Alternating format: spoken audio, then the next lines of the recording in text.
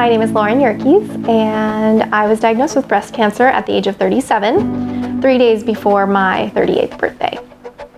I worked for a fashion e-commerce company and was an executive for them. I was living life. So I first found the lump in my breast in December of 2021. I was like, okay, this is new. I had never felt it before. About 2 months prior to that, I had an annual physical. Everything was good.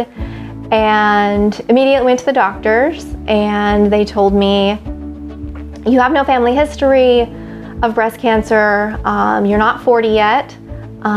They did a mammogram and didn't catch anything, unfortunately. About 4 months later, I woke up one morning and there was some stains on my shirt. And it turns out I had a discharge from my nipple.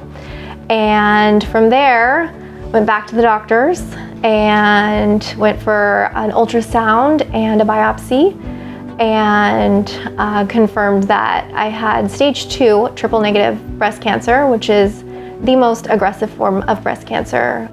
I was referred to USC Norris Cancer Center in Newport Beach by some friends and family who are in the medical field. What I appreciated the most about Dr. Van Molen was he saw me first, and I would go into his office, and in the beginning I was feeling relatively well, and as treatments progressed, he could see I was getting more and more tired. He could see that it was starting to really wear me down, and there was a few instances, one I remember very vividly, where I was gonna walk into the appointment and ask him, like, can we pause just for a week? I just need a break. And before I could even say that, he said to me, we're gonna take a week off. I want you to enjoy life. I want you to go to the beach.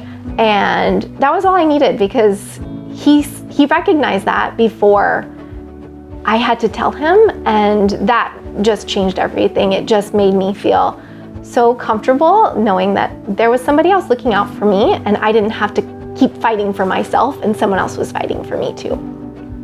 Luckily, chemo did its job. I had a full response, so there was no cancer left after surgery.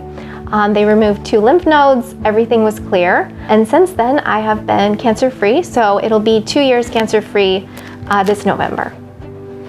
Life is very different. It's extra special now. I appreciate it a lot more than I did prior to.